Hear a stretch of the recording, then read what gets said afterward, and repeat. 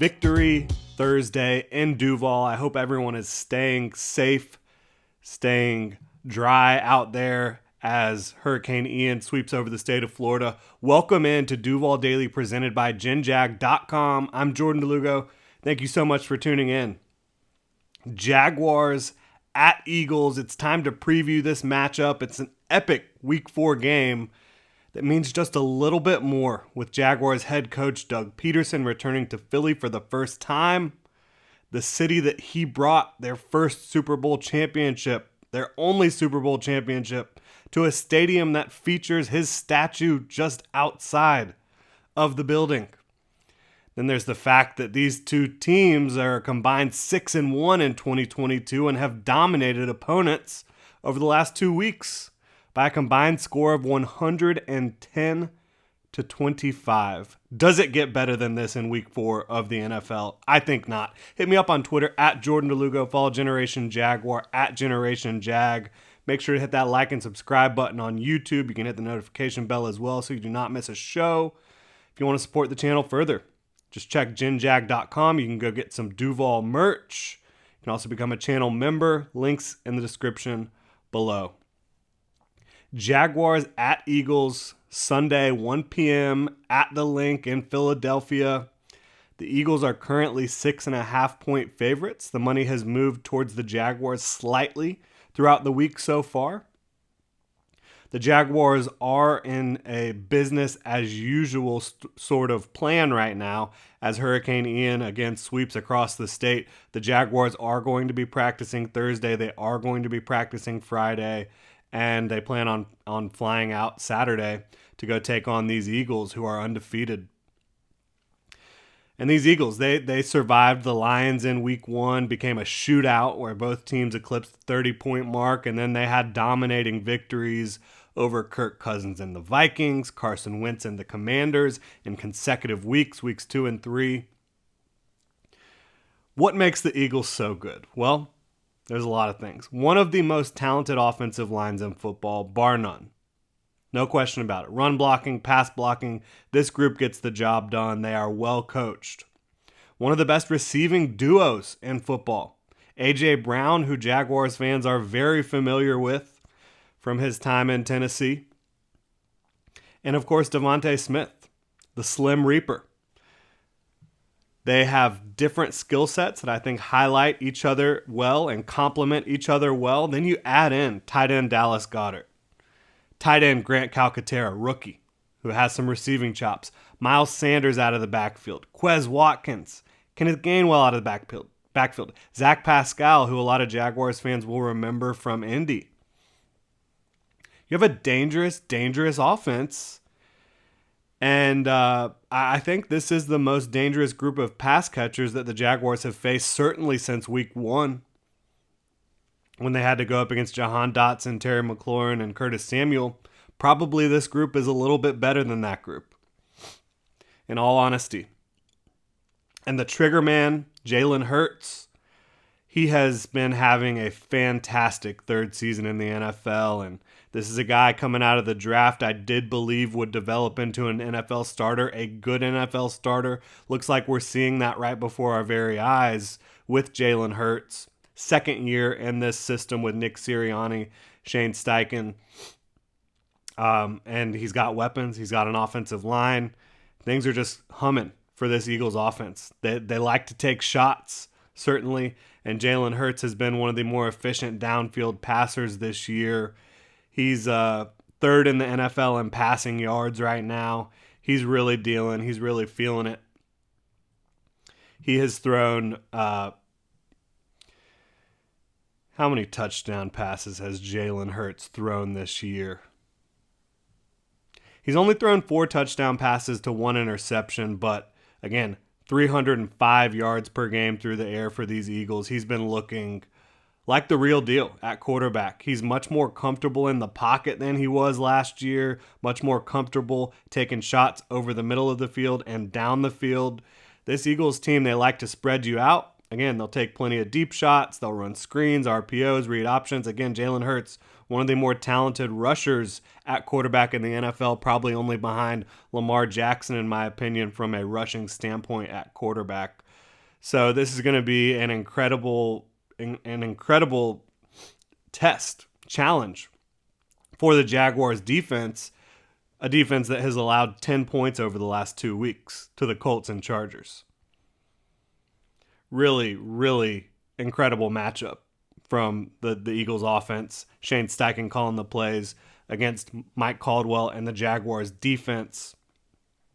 Jaguars defense that features plenty of playmakers of their own, as we all know. Devin Lloyd was just named NFL Defensive Rookie of the Month. You've also got Trayvon Walker playing great football. Josh Allen, the boys on the interior, Devon Hamilton, Foley Fatukasi, Roy Robertson Harris, they've been getting the job done as well. You've also got DeJuan Smoot and Arden Key as those rotational pass rushers getting it done.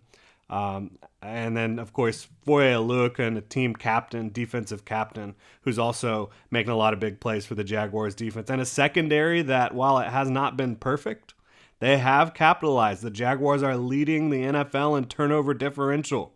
They're forcing a lot of turnovers right now. They're tied for first in turnovers forced. So, excellent matchup between the Eagles offense and the Jaguars defense. You got to stay home against this team. You got to stay disciplined. They're going to give you some window dressing at times. You have to trust your coaching, trust your preparation, which the Jaguars coaching staff has done a fantastic job of preparing these guys week in and week out so far. And the buy-in is at all-time high in Jacksonville from the players buying into what the coaches are saying. Again, the Eagles are undefeated. The Jaguars are 2-1, coming off consecutive victories over the Colts and the Chargers by a combined score of 62-10. Looking at the other side of the ball, the Eagles defense. I don't know which side of the ball I'm more concerned with this week, honestly. Eagles offense or Eagles defense. Both of them are loaded with talent. Both of them are well coached.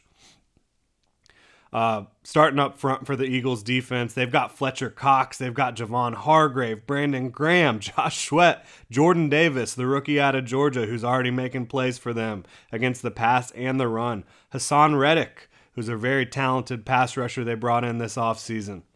Their pass rush is highly coordinated. Each rusher is trying to get to a very specific spot in the backfield to where if you've got one guy going high, you've got another guy going low, another guy inside, they're converging and pushing the quarterback into certain spots where they can clean up. That has been their MO so far. Not running a ton of games. They will drop some stunts and different twists in there occasionally, but it's mostly their four guys are going to beat your four guys. They will bring some blitzes. They will show blitz and back out of it. It's not the most exotic defensive front, but again, they're going to show you some stuff some's going to be real, some's going to be fake, and they have enough talent to beat you with their front four. They have enough talent to beat you with five. Javon Hargrave and Fletcher Cox might be the best interior duo that they've faced. I think it's definitely a coin flip between them and Jonathan Allen and Daron Payne for Washington. But then you also have here Brandon Graham, who's playing excellent football coming off an injury last year. Josh Sweat playing excellent football. Hassan Reddick, we all know what he can do. Jordan Davis as well. So this group is loaded up front, and they're well coached. I am interested in this because if the Eagles' defensive front is able to really get after this offensive line and make it difficult for Trevor Lawrence, that will be the first defensive front to do that has not run a ton of stunts and games up front. The biggest issue the Jaguars had with Washington was the fact that they were switching off. They were having their edge rusher stunt inside, their interior linemen move outside. Switching off and having those games up front really gave the Jaguars' young interior players trouble. The Eagles don't do that much of that. Now, they have the talent where they don't need to, but I'll be interested. If the Eagles do get pressure, that will be the first team not running a ton of games up front to get a ton of pressure on Trevor Lawrence. So that's going to be a huge matchup. On the back end, they've got big play Darius Slay, who's from Brunswick, not too far from here. James Bradbury, who they brought over from New York. Chauncey Gardner-Johnson, who they brought over from New Orleans.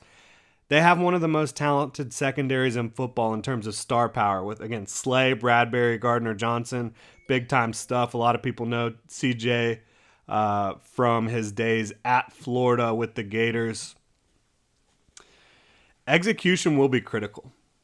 The Jaguars have not beaten an NFC team in longer than we would like to admit here. They're going to have to avoid mental mistakes. They're going to have to avoid pre-snap penalties. This is going to be a hostile environment. It's going to be a heightened environment. I think it's going to feel like a playoff matchup with Doug Peterson returning to take on his former team, a team that he took to the playoffs 3 out of 5 years, a team that he won a Super Bowl with, a team that still has a lot of players around that he coached. Brandon Graham, a lot of these guys, Fletcher Cox, Dallas Goedert, Miles Sanders, a lot of the offensive linemen still here from Doug Peterson's time in Philly. I think those fans are going to be loud. They always are, but I think it's going to be an even more heightened environment, and that's going to make it even more critical for the offense specifically to not have any pre-snap stuff, not have any alignment stuff, jumping offsides, false starts, any motion type stuff that they have cleaned up since week 1. They're going to have to keep it clean again in this one. Then you look at TJ Edwards. He's been playing very good for them at off-ball linebacker, both against the run, tackling machine, and as a blitzer as well. So tough matchup for the Jaguars. Both teams have been doing a great job of avoiding the mental mistakes and executing the play designs on both sides of the ball. So I think this really is a matchup of two of the best teams in football right now.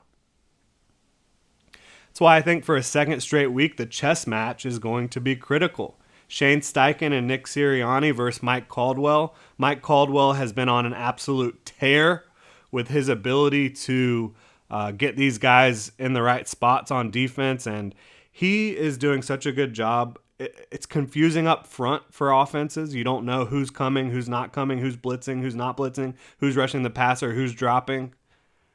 You also don't know what's going on the back end. They have so many varied coverages back there. They don't have a ton of tendencies, right? They're not at the top of the league in any specific coverage type, whether it's cover 2, quarters, cover 6, cover 1, cover 0, man. They're mixing it up and making it difficult for quarterbacks and for offensive play callers to figure out what they're doing back there. And when you have that combined with all the talent that they have on defense and the games and confusion they're causing up front, it makes it very difficult for offenses to get the job done. That's why you've seen the Colts and the Chargers score a combined 10 points over the last 2 weeks against this Jaguars defense. So yes, it will be very difficult. This will be the biggest test for Jalen Hurts so far this year. No question about it.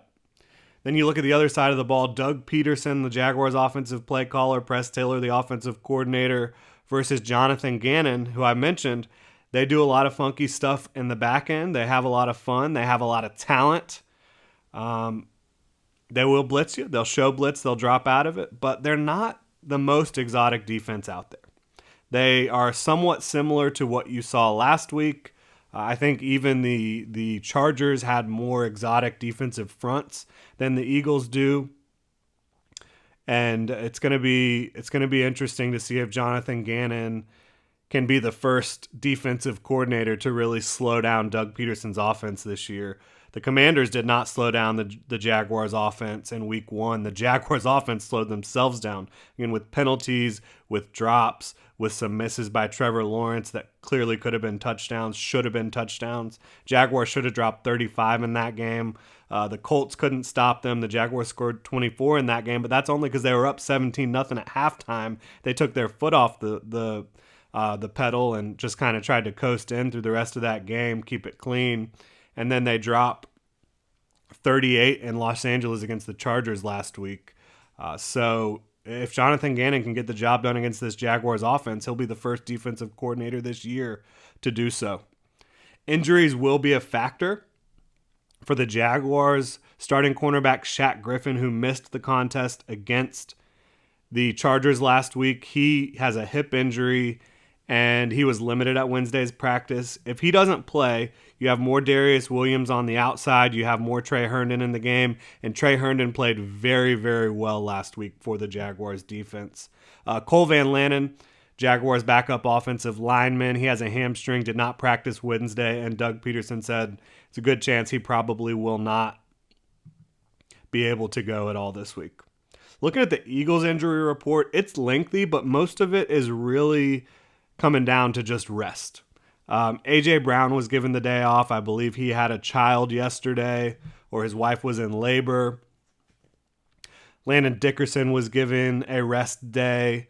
Boston Scott, their backup running back, he has a rib injury, did not participate. Darius Slay was also given a rest day yesterday. He has a back that he's nursing, but I would not consider him questionable for this game. Fletcher Cox, Brandon Graham, Lane Johnson, Jason Kelsey, all of these guys rest. Josh Sweat as well, rest. They were all limited in practice yesterday. Miles Sanders was limited with a hip injury. We'll have to monitor his status, of course. Devontae Smith limited with a back injury. Again, another one to monitor. So, yeah. And then Isaac Seumalo. I'm sure I just butchered his name. He's one of the starting guards for the Eagles. He was also limited due to rest. So I don't think the Eagles are in a bad injury situation. They have a couple to monitor. Most of it, though, from Wednesday is just rest. So I don't think injuries are going to play a major factor in this game. It looks like both teams should be reasonably healthy and close to 100% when they take each other on. Again, this Sunday, 1 p.m. at the Link in Philadelphia. Get your popcorn ready, Duval. Two of the very best offenses in the NFL. They're going to square off with two of the very best defenses in the NFL. Philly is 4th in offensive DVOA, while the Jaguars are 5th. On the defense side of the ball, the Jaguars are 4th, while the Eagles are 6th. Doug Peterson returns to Philly. Can't wait for it. Stay tuned later in the week for key matchup, keys to victory, bold predictions. If we have time, we're going to dive into Juwan Taylor's resurgent start to the 2022 season. All of that is assuming we don't lose power for too long. We can still get these videos and podcasts out to you, Duval. Thank you so much for tuning in. Follow me on Twitter at Jordan DeLugo, Generation Jaguar at Generation Jag. Please like and subscribe on YouTube. If you want to support the channel further, you can go check out genjag.com. Grab some gear. You can also become a channel member. Check out the perks. We've got links in the description below. Have a great rest of your Victory Thursday, Duval.